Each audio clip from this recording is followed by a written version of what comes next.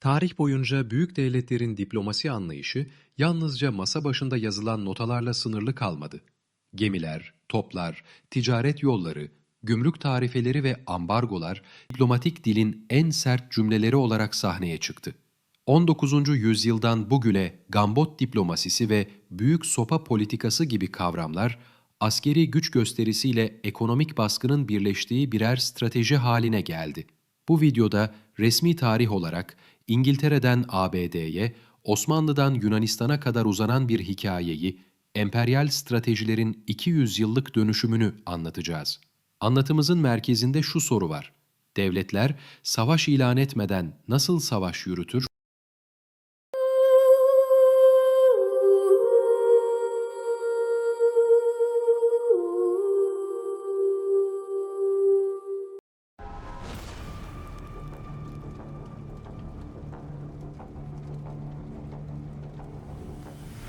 19. yüzyıl başında Avrupa Napolyon savaşlarıyla sarsılıyordu. İngiltere, Osmanlı İmparatorluğu'nun Fransa ile ittifak kurmasını engellemek istiyordu. İstanbul'da Fransa'nın elçisi Sebastiani etkin bir şekilde çalışıyor, Fransız subaylar 3. Selim'in reform programlarında görev alıyordu. Bu durum İngilizleri rahatsız etti. Londra, İstanbul'daki elçisi Arbuthnot'a Fransız elçisinin sınır dışı edilmesini istemesi talimatını verdi. Osmanlılar bu baskıya öfkelendi. İngiltere ise tehdit diplomasisine geçti.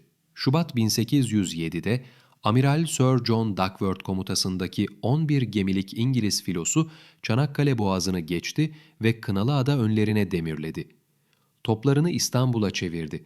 Halkın vakayı İngiliz dediği bu olayda şehirde panik vardı. Zayıf istihkamları olan İstanbul, denizden gelecek bir saldırıya karşı nasıl direnecekti? O sırada Fransız elçisi Sebastiani, Padişah 3. Selim'e çıkarak İstanbul'u savunmaya hazırlamak için her türlü yardıma hazır olduğunu bildirdi. Bir hafta içinde Fransız mühendisler, yeniçeriler, topçular ve denizciler olağanüstü bir çabayla tabyalar kurdular. Fransız mühendis Antoine Juchereau de Saint-Denis, halkın bu heyecanının hükümeti cesaretlendirdiğini yazacaktı. Müzakereler bir aya yakın sürdü. İngilizler ilerlerse kentte yaşayan İngiliz tebaasını halkın öfkesinden koruyamayacakları söylendi. Sonunda İngiliz filosu 1 Mart'ta çekildi.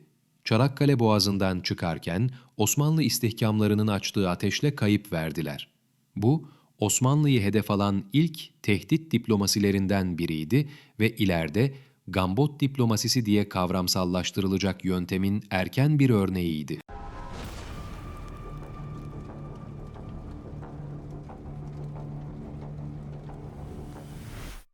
Bu stratejinin en ünlü sahnesi 1850'de yaşandı. Atina'da Portekiz Başkonsolosu David Pacifico'nun evi bir Paskalya gösterisi sırasında saldırıya uğradı. Pacifico astronomik bir tazminat istedi. Yunan hükümeti mantıklı bir miktarı ödemeye hazırdı ama 26 bin sterlin gibi o dönem için inanılmaz bir parayı reddetti. Bu miktar bugünkü değeriyle yaklaşık 3,5 milyon sterline denk geliyor. Londra'da bile şaşalı bir konak yaptırmaya yetiyordu. İngiltere Dışişleri Bakanı Lord Palmerston olayı geçiştirmedi. Yunanistan güçsüz bir ülkeydi. Risk düşüktü ve olay gazeteler aracılığıyla kamuoyuna kolayca anlatılabilirdi.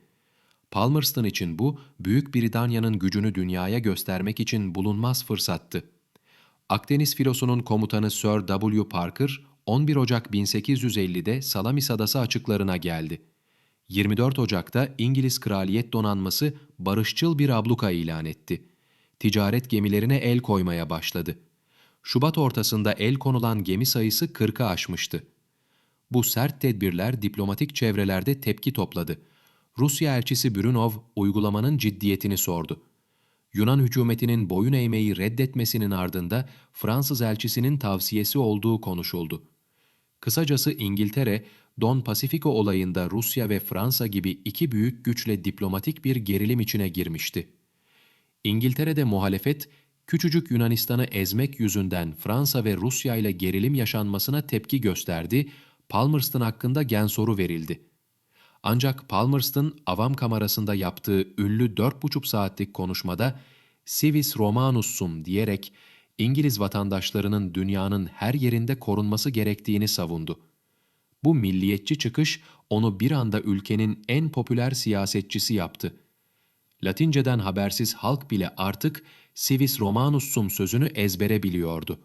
Muhalefetteki William Gladstone, Büyük Britanya eski Roma'ya benzetilecekse, dünyayı köleleştiren Roma İmparatorluğu'na benzetilebilir diyerek itiraz etti ama Palmerston'un sözleri milletvekillerinin milliyetçi içgüdülerini okşadı ve gen soru düşürüldü.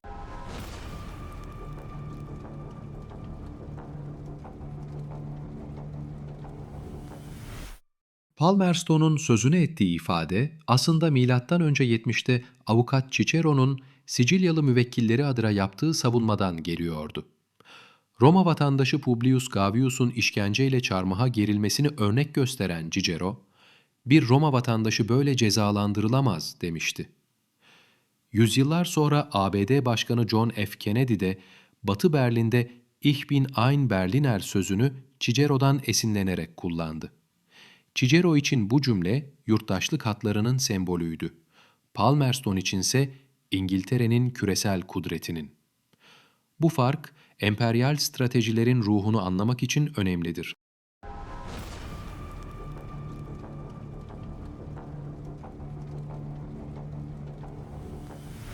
İngiltere 19. yüzyılda sadece gambot diplomasisiyle değil, ceza savaşı, punitive war politikasıyla da gözdağı verdi. 1897'de Afrika'nın bağımsız krallıklarından Benin, İngiliz tüccarlarından gümrük vergisi almaya kalkınca önce küçük bir birliği yok etti, İngiltere'de 1200 kişilik bir kuvvetle Benin'e girerek şehri yaktı, binlerce insanı öldürdü ve 16. yüzyıldan kalma Tunç heykelleri Londra'ya taşıdı. Bu olay, imparatorluğun ekonomik ve kültürel yağmasının sembollerinden biri oldu. Bugün British Museum'da görülen Benin bronzlarının ardında bu kanlı sefer vardır.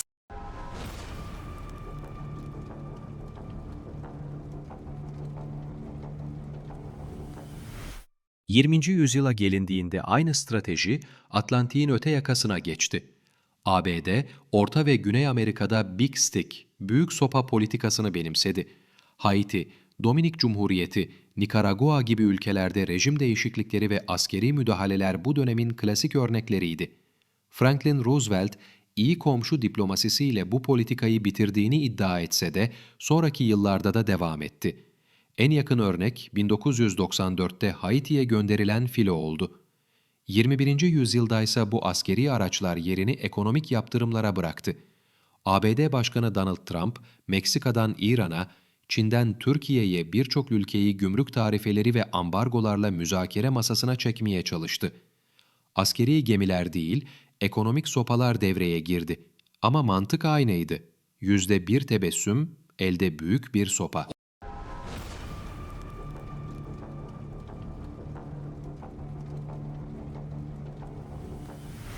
Gambot diplomasisi ve büyük sopa politikası 200 yıldır farklı biçimlerde karşımıza çıkıyor.